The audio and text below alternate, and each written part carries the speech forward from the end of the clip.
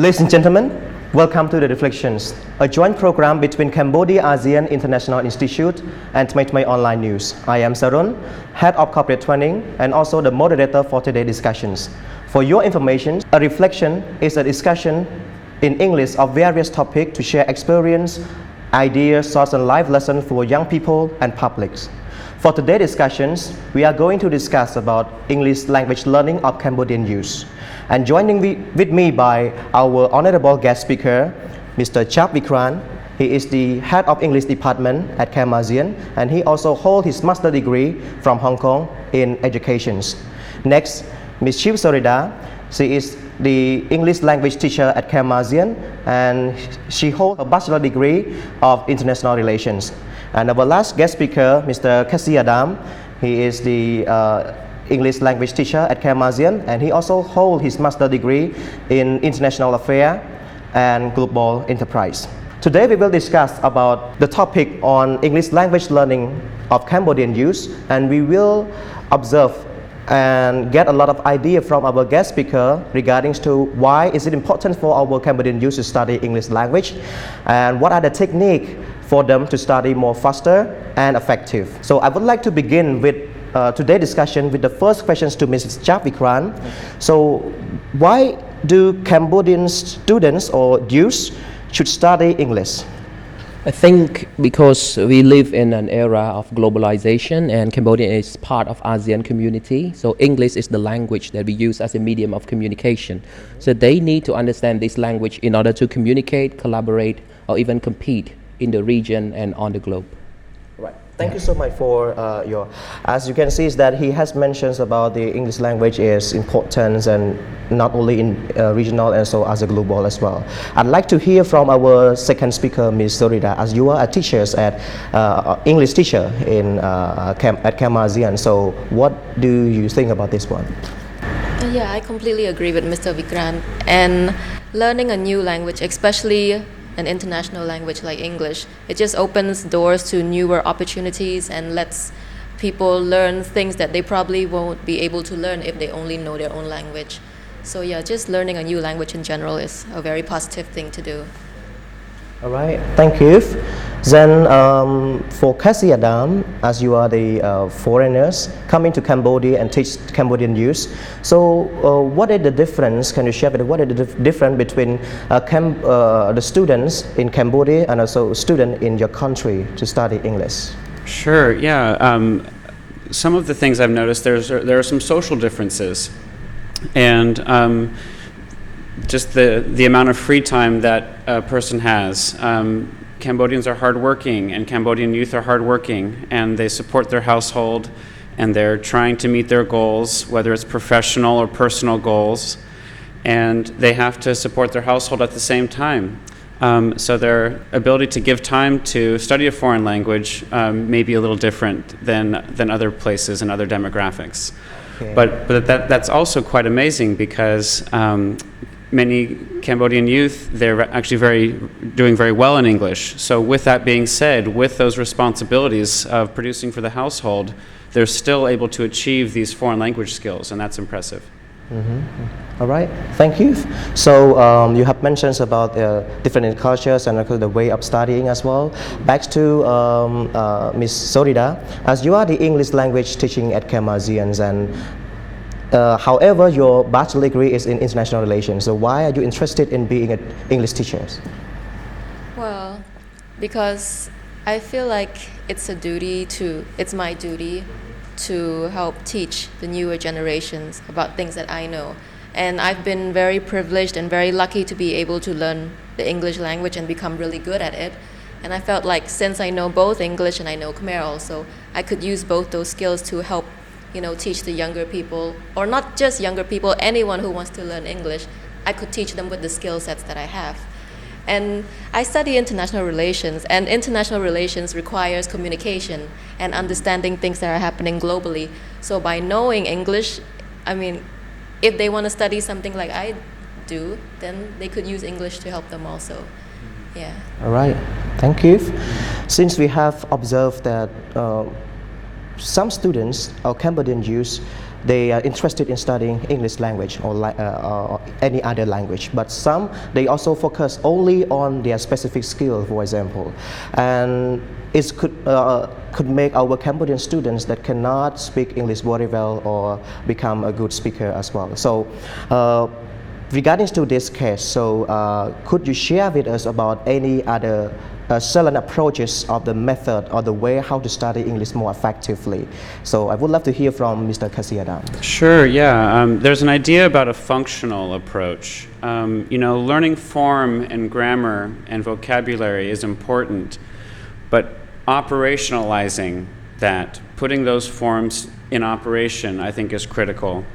So using it in context, in social contexts, I think would be far more effective way to learning a language kind of more quickly and more enjoyably, rather than being in a classroom with a book and paper. We're in a coffee shop chatting with a foreigner, or we're going to an English-speaking movie or something like this. So these social interactions, I think, really make it more enjoyable and more sustainable in wanting them to learn and keep learning a foreign language.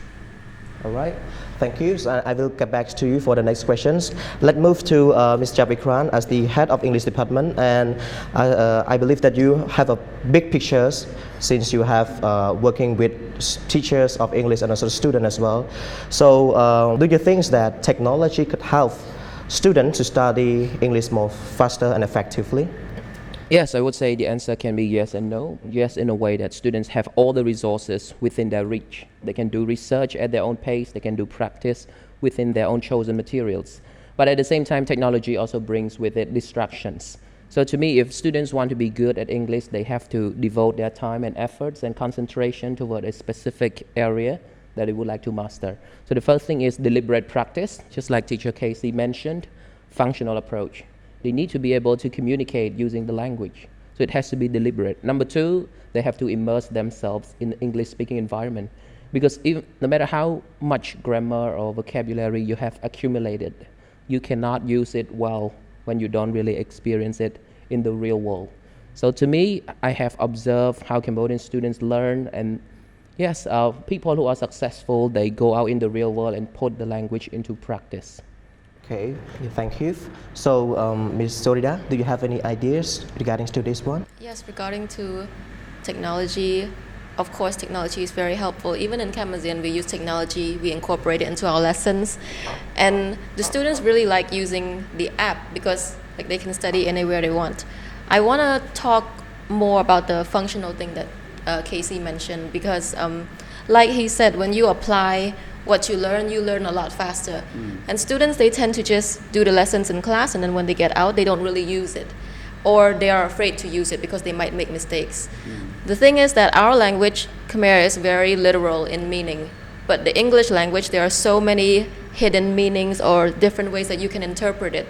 So by using it in real life, you can actually learn about the different things it could mean, or you can learn about idioms that people use, or you can learn about just the normal ways that people speak, because people don't actually speak like the full grammar rules that we learn in the book. Yeah, so it's just so much better if they're not afraid of making mistakes. They go out and they learn from the mistakes they make, and they take back criticism and just improve on it instead of being very shy and shutting down. Yeah, I just want Cambodian youth to have more confidence in making mistakes. Yeah. It's a good question as I share with you. As you mentioned, that you would love to encourage all the Cambodian youth to be confident and can dare to do something without any fear of the mistakes. For the follow-up question for the Casey Adam, so as we can see is that most of the students, sometimes they can write and then they know how to use English, but sometimes they are not to speak. For example, and when they speak, it's like they put the word by word, not a sentence. So do you have any techniques or the way how to study with the speaking more effectively?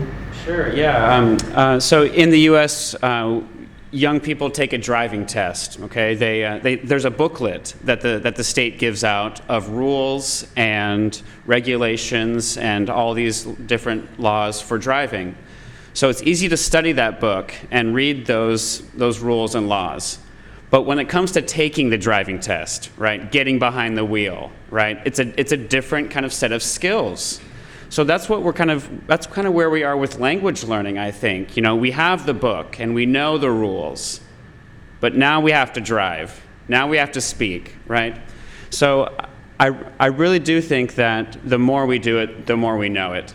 And a message I'd like to share is that many of us might be surprised at how many foreigners are willing to engage with young people. They want to, especially in Phnom Penh. It is and is becoming an international city, and there's access here for native speakers. And I believe that if Cambodian youth can bring their group together and organize something, I think we would be surprised at how many foreigners would be willing to go somewhere on a weekend and chat about environmental issues, or chat about trade issues, or chat about a topic. I think we would be surprised if we just ask. I mean, we miss all the shots we don't take. If we don't ask, the answer is no. So I would encourage people, please, open yourself up and bring your friend if you need to, okay. and have a chat. Yeah. Right, thank you. Okay, I would take the further questions to Mr. Javikran as well, as we know that Mr. Javikran also the champions of the public speakings in 2016, and we would love to know from you about techniques. How do you improve your English speaking skill more effectively? Yes, it started in 2012, if I'm not wrong, when I joined the debate club at the university, and I realized my speaking ability was far behind everybody else. I could understand grammar, vocabulary, my reading, listening skill were all good except speaking, because I didn't speak long before I joined the club. So when I attended the club, I realized I had to speed up to get on par with everyone, or even to win the competition. So the way I did was that I devoted my time to practice. And when we study English, it is important for us to understand that English has a status, because English is a language. So we need to be specific, how proficient we want to be in this language. We have the term English as a lingua franca, as a third language, which means as long as you can communicate, whether in bits and pieces, in words or whatever, just get the things done, or go to the market, just talk about number randomly. This is fine if that is what people want. And we also have English as a foreign language, which means you have to understand the basic grammar rules so that you can put sentences together in a grammatically correct way, or you can say something that fits the convention and register of the language. The top status is ESL, English as a second language, and that's what I use in order to improve my public speaking skills. Public speaking skill needs both language and content. So I had to understand language in specific context. So I went into trade, into commerce, business, ethics, philosophy, psychology, anthropology. Any topic that was given to me, I had to do rigorous research and develop those language. So again, it depends on the learner's goals, how much proficient they want to be in the language. Yes, if they want to be good at public speaking, just practice public speaking. And again, it's good to memorize bits and pieces in the language. Don't wait until you can understand the rules, why they are together. Yeah. I believe that studying English is not that easy as well. So in order to improve ourselves in terms of speaking skill, writing skill, or listening skill, we have to put our effort and try our best as well, as Mr. Javikran have just said as well. Back to Ms. Zorida as well. Since you are right now, currently you are teaching at Cambodian, and I believe that you have like a mixed students there sometime in the class as well. So how can you handle with this teaching style or this teaching approach? Like some students are the slow learner and some students are the fast learners, for example. So how can you, as a teacher, how do you handle with this case? I'll be honest, it's very difficult. Yeah. When their levels are so different, because we need to find a certain activity that they would both enjoy doing. It can't be too hard for the slower learners, but it can't be too easy that the fast learners don't have anything to do in class. What I like to do is I'd like to take an activity or a topic that uses simpler words but requires more critical thinking. So that the simpler words makes it easy for the slower learners to understand, and then the critical thinking aspect, you have the higher level learners thinking about it, and then they explain and they talk to each other. I feel like peer-to-peer learning is very popular here because students tend to be afraid to ask their teachers, you know, but they're definitely okay with asking their friends and their classmates, no matter what level they are. So, you know, just do something where both of them understand and both of them feel a certain sense of interest, and then in the end they'll learn from you and they'll learn from their classmates too. And I noticed that by the end of maybe halfway through the term, their levels start to become a bit more balanced. Yeah, and it also encourages them to talk to each other, which is great too. Yeah. Okay, right. Thank you. Thank you. For the follow-up questions connected with the previous question I asked to Ms. Lorida. So, yeah, so different students also have a different requirement as well. For example, like some students, they prefer like local teacher, like Cambodian teachers who can teach English, because sometimes when they don't understand, they can ask and then they can explain in Cambodian language. But some students, they also prefer native teachers, that they expect that when they join with their class, they expect their pronunciation would be the native speakers. So what do you think about this case as well? Sure. Yeah. The Khmer teacher, very valuable for learning a second language. We can communicate in terms that the students recognize and understand, and we can use cultural references to help them get a deeper understanding. So it is valuable to have the Khmer teacher speak in terms both in language and in culture to connect with that learner and kind of keep it more centered, a student-centered approach.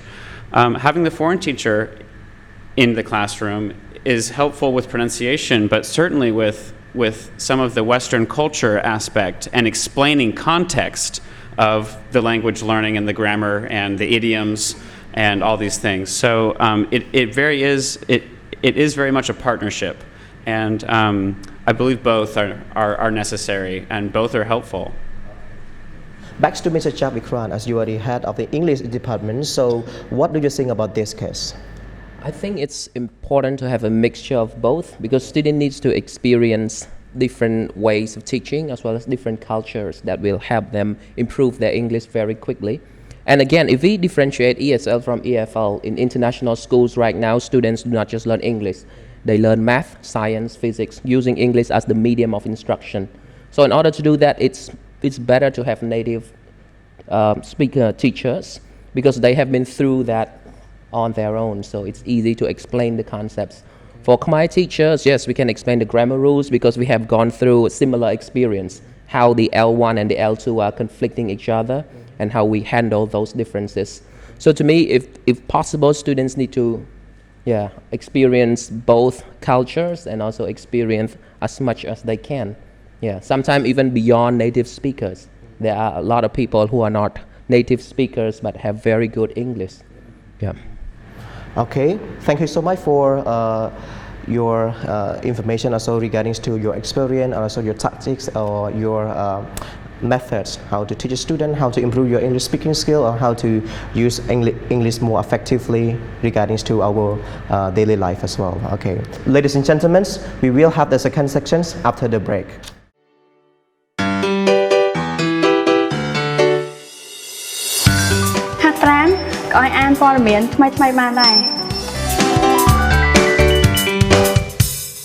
Ladies and gentlemen, welcome back to the second section, and I would further my questions to Mr. Chavikran. Do you think that age affects the language acquisitions? Yes, it depends on the theories we use to look at. I think that's more advanced, but we have the theory of brain plasticity. So if we talk from this perspective, it means that young learners have more advantage because their brain is more elastic, meaning they can accommodate more cultures and more language at the early stage. But in a way, adult learners can also benefit because they have experience, because they have mature L1. Because the mature L1 from the Universal Grammar by Noam Chomsky established the neural patterns for you already. But the thing is, when you learn different patterns, it tends to conflict with the patterns you have. So adult learners have benefits of experience, but they stand the risk of fossilization, which means when they make mistakes, they tend to habitualize those mistakes. If they make wrong pronunciation, they tend to make it as a habit.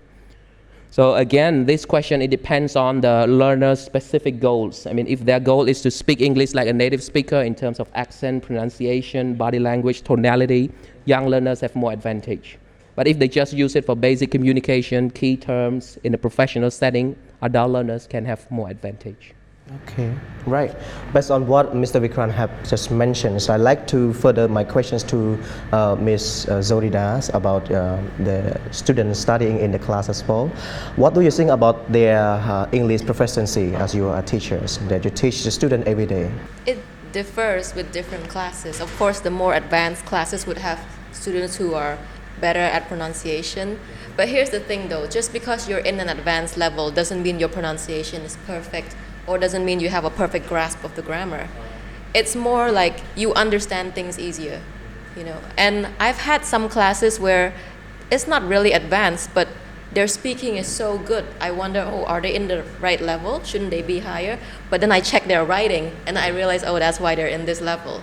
You know, they don't improve all four skills at the same time. They tend to focus so much on one skill that they lag behind in the other skill.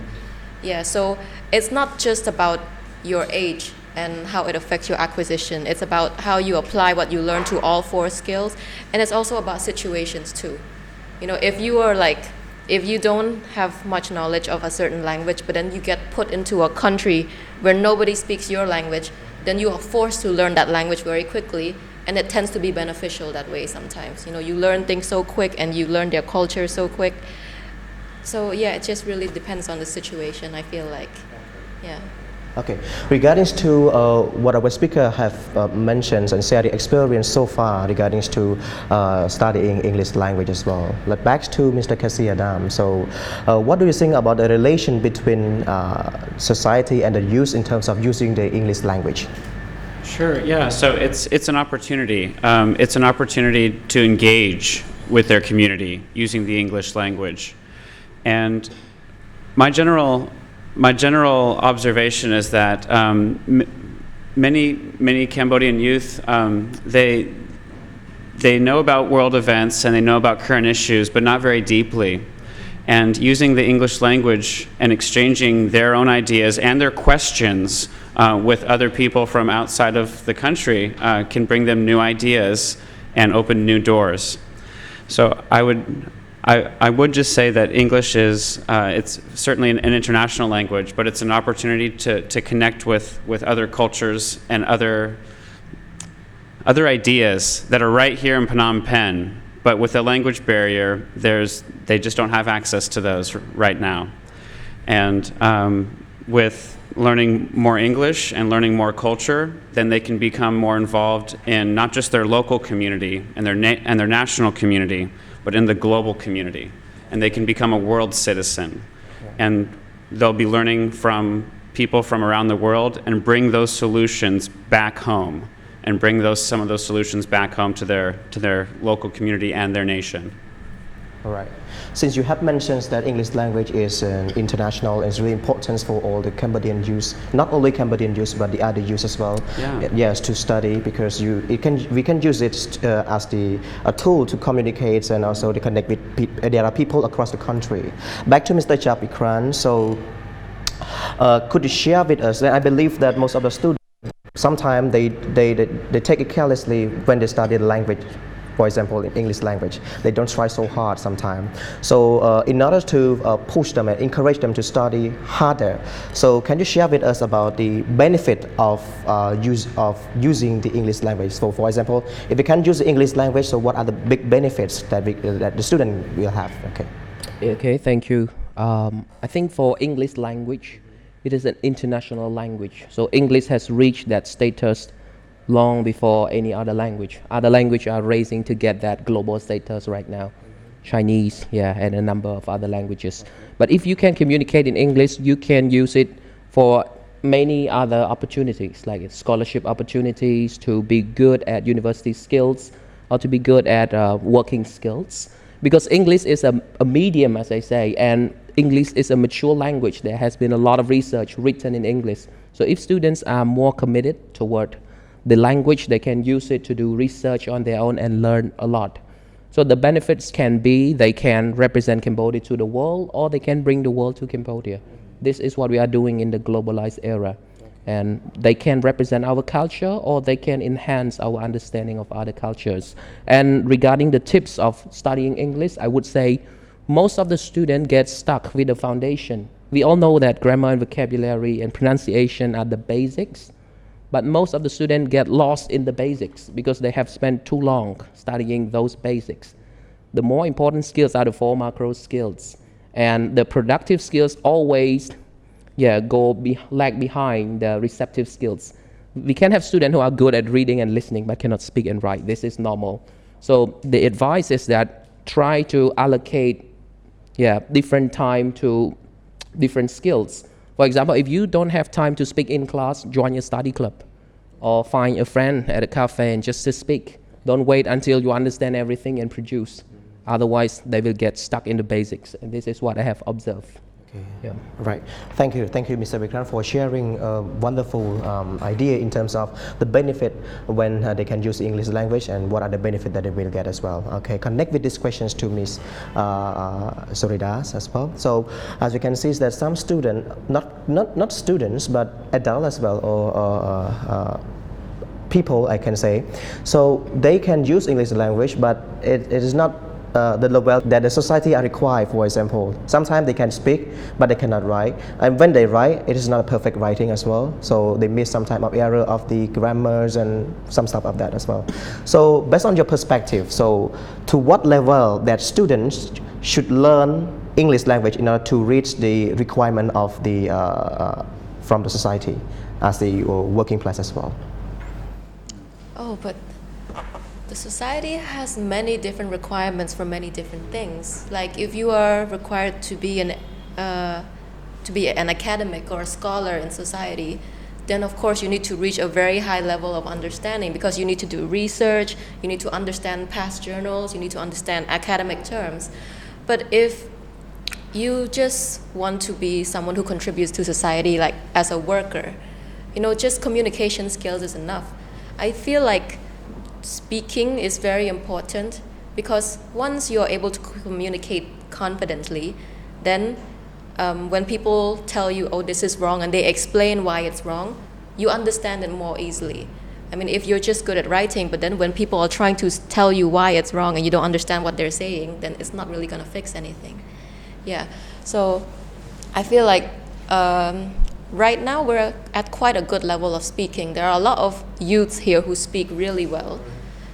And I think it just depends on their goals. Yeah. And, well, what do you think, Casey? Yeah, so what is the required level of English in society? I think goals matter, certainly. I think interest matters also.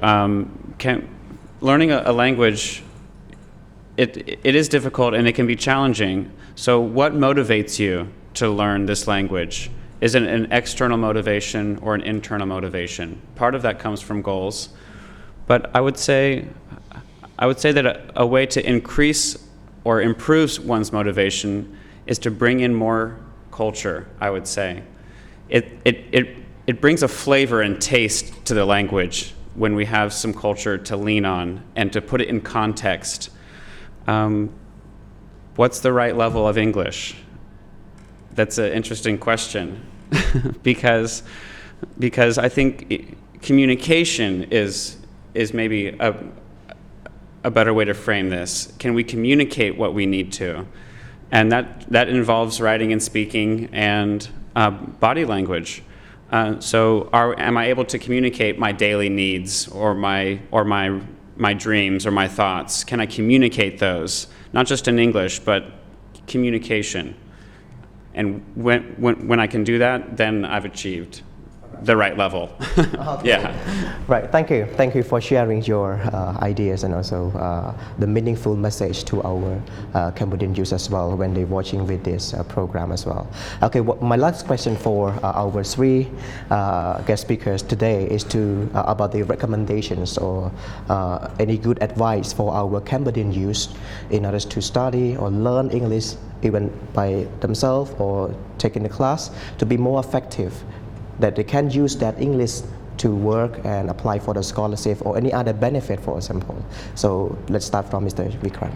Yes, I would say there are a lot of tips that we can give, but I would like just talk about 3 tips. The first one is immersion.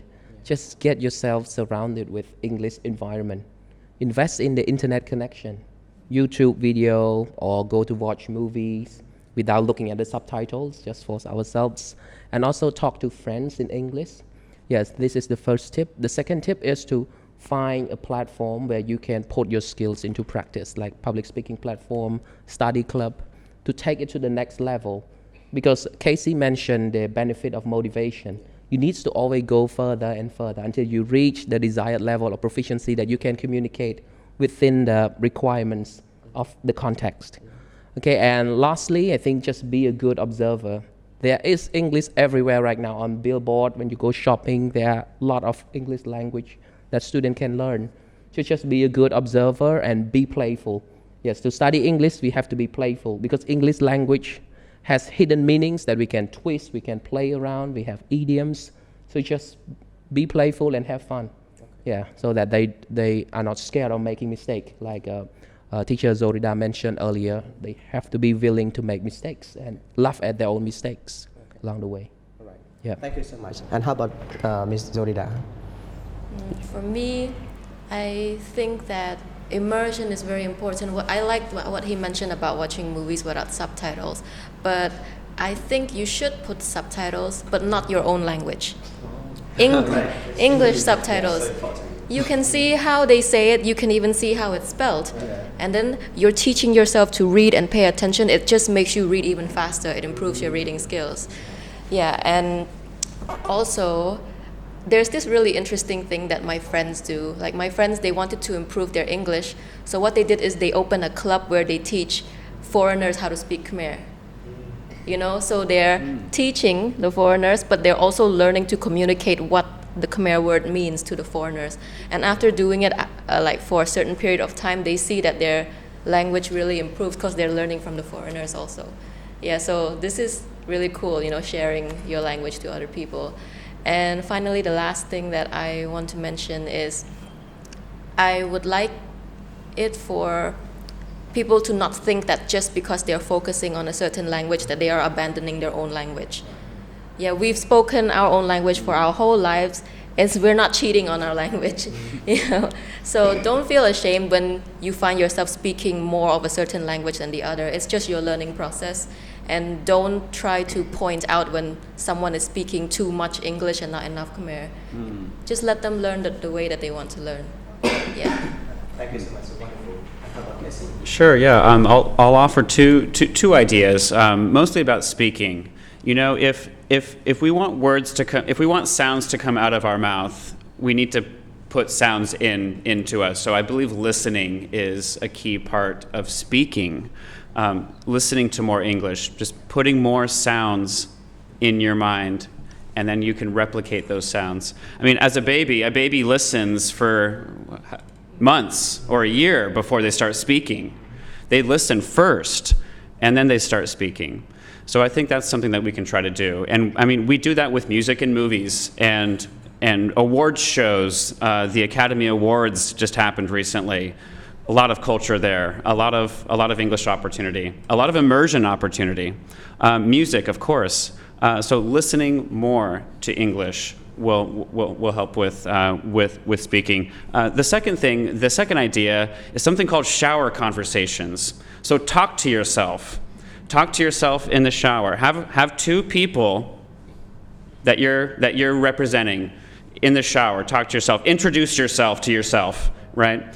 And then you can find gaps in your understanding. You can find gaps in, I need to figure out how to describe people more, or I need to figure out how to talk about the weather more. So if you talk to yourself in the shower, it's a private place. You can do it any time that you're free, and we're speaking more and we're practicing more. I think that's a valuable idea, especially about identifying areas of improvement and finding the gaps in your speaking ability. I think that's a great way to start. Yeah. All right. Thank you so much for your response, and I would say is that I really appreciate all your time as well, and I love all the message or your recommendations to our Cambodian youth to study or learn English language more effectively regarding to your best technique as well. So ladies and gentlemen, you are watching the reflections, and right now we are coming to the end, and I'd like to take this opportunity to thank our honorable guest speaker who have spent their valuable time to share with us about their experience, ideas, thoughts regarding to the English language learning of Cambodian youth in Cambodia. Ladies and gentlemen, the reflection will be coming back with the second topic. See you next time. Thank you.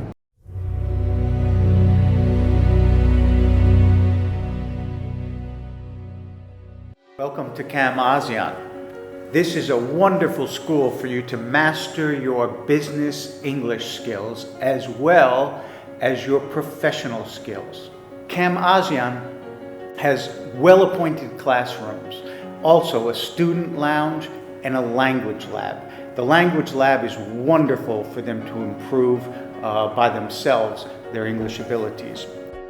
We have a wonderful conference hall where we host many activities.